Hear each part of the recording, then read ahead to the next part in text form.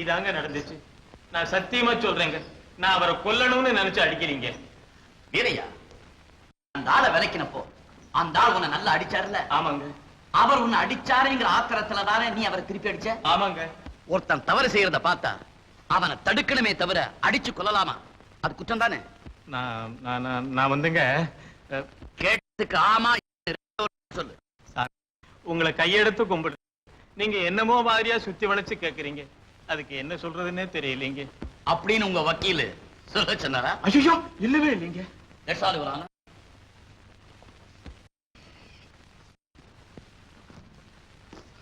இவரான என் கட்சிக்காரர் வீரையன் ஒழுக்கமும் தன்மானமும் உடையவர். ஒரு பெண்ணின் கற்பு பறிபோவதை காண சகியாத அவர் அதை தடுக்க முற்பட்டார்.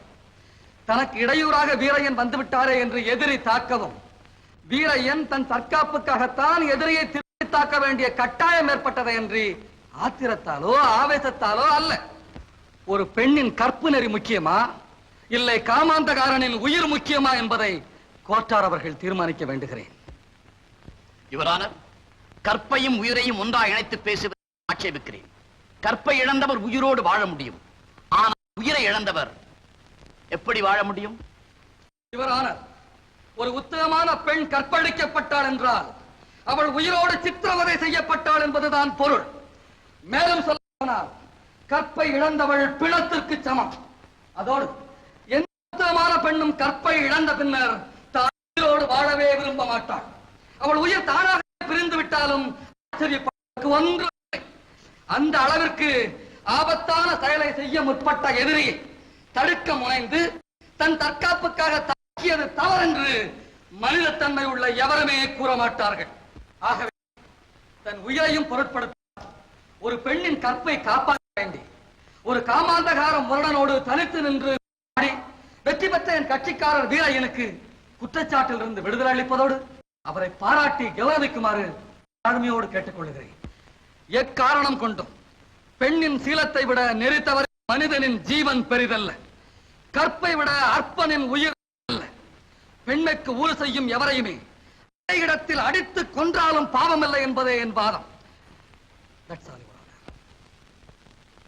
சம்பந்தப்பட்ட வகையில் திறமையாகவும் நேர்மையாகவும் வாதித்த வழக்கறிஞர் குமார் அவர்கள் விட்ட நாகண்ணா மற்றவர் பல குற்றங்கள் புரிந்து பலமுறை தண்டனை அனுபவித்தவர் என்பது போலீசாரின் விசாரணையில் தெளிவாக்கப்பட்டது. அத்துடன் நாகண்ணாவை வீரையன் அடித்துக் கொன்றதாக கூறப்படும் குற்றச்சாட்டுக்கு எவ்வித சாட்சியங்களோ போதுமான ஆதாரங்களோ இல்லாததால் இவ்வழக்கை தள்ளுபடி செய்கிறேன்.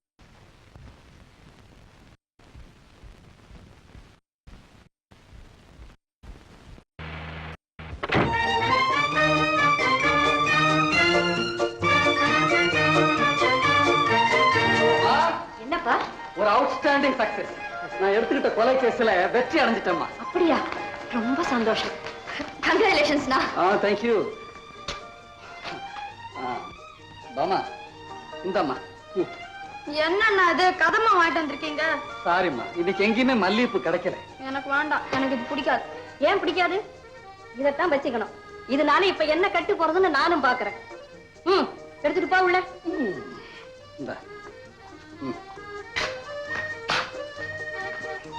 நீ ஏன் பண்ணிக்கிற? போய் குளிச்சுட்டு வா.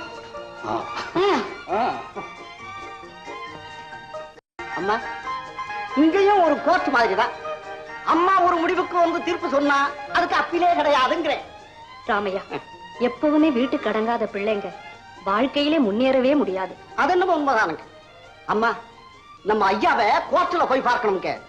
எல்லாருமே அவரை சிங்கம்னு தான் சொல்லுவாங்க. எனக்கு என்னமோ இன்னைக்கும் அவன் குழந்தைதான். அத அடிக்கடி ஐயாவே என்கிட்ட சொல்லுவாருங்க. இப்ப எனக்குள்ள ஒரே ஒரு ஆதரவு, அன்பு, சொத்து, சுகம் எல்லாமே இந்த குழந்தைங்க தான். இதே எண்ணம் தாங்க அவங்களுக்கும். உங்களை சித்தியாவே நினைக்கிறீங்க, பெத்த தாயாவே நினைச்சிருக்காங்க. தாய் தகப்பன் இல்லாத இந்த குழந்தைங்களை வளர்த்து இந்த நிலைமைக்கு கொண்டு வர நான் எவ்வளவு பாடுபட்டிருப்பேன் தெரியுமா? அம்மா பட்ட கஷ்டம் வீண் போகல. அவங்க உங்களை தெய்வமாவே நினைச்சிருக்கிறாங்க. அம்மா, ஐயா கிட்ட சொல்லிடுங்க, நாளைக்கு எந்தெந்த கேஸ் வாயுதா அப்படின்னு குறிப்பு எழுதி மேஜை மேல வச்சிருக்கிறேன். அப்ப நான் வரட்டுங்களா?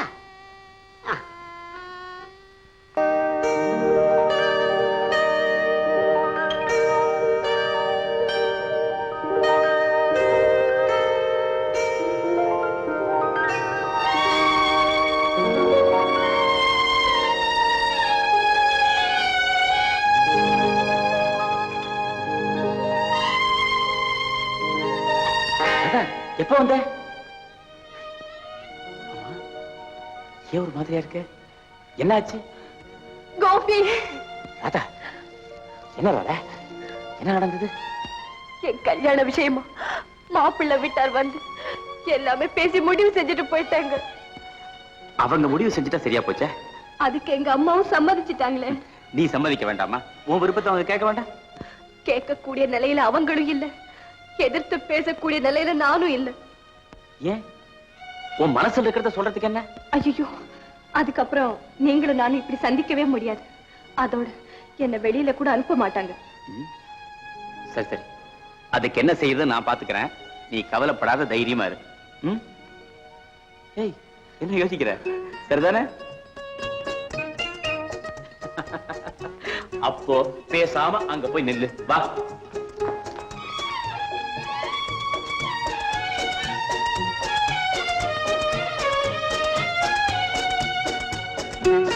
ஐயோ, இப்படி நின்னா எப்படி? சரியா நில்லு. எப்படி நிக்கணும்? இப்படியா? சரியா போச்சு. முகத்தை இப்படி திருப்பு. பார்வை இந்த பக்கம். தலைய சாய்க்காத. எங்க அப்படியே பாரு. சரியா பாரு.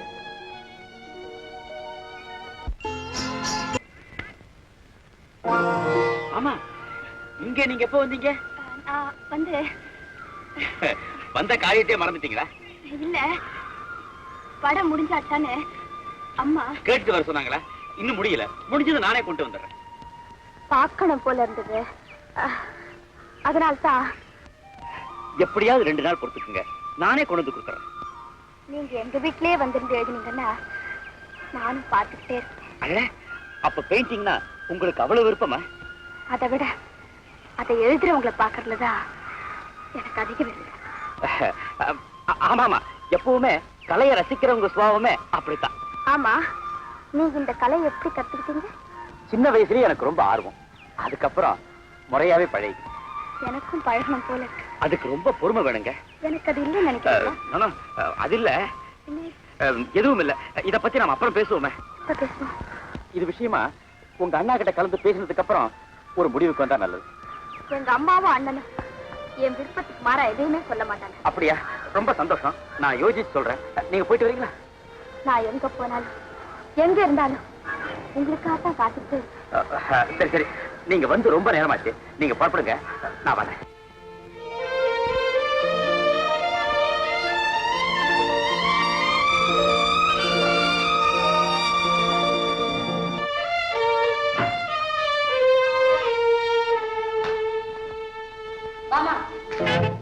எங்க போயிட்டு வர? எங்கேயும் போகல. நானு போகலையா? இப்ப நீ வெளியில இருந்து தானே வர, பின்ன ஏன் போய் சொல்ற? இல்லம்மா, வந்து உங்க படத்தை எழுதி முடிச்சாச்சான்னு பாக்க போயிருந்தேன். பாத்தியா? பார்த்தேம்மா. கோபி என்ன சொன்னா? உன்னதான் கேக்குறேன், என்ன சொன்னா? அவர் ஒண்ணுமே சொல்லலம்மா. வாமா, உன்னை சின்னப்ப இருந்து வளர்த்தது நானு. உன் மனசுல என்ன இருக்குன்னு உன் முகத்தை பார்த்தே தெரிஞ்சுக்க என்னால முடியும். இனிமே இந்த மாதிரி காரியத்துல நீ தலையிடாது. எதை எப்ப செய்யணும், எப்படி செய்யணும்னு எனக்கு தெரியும். எல்லாத்தையும் நானே பாத்துக்கிறேன். நான் உயிரோடு இருக்கிறதே உங்களுக்காகத்தான். புரிஞ்சுதா? போ.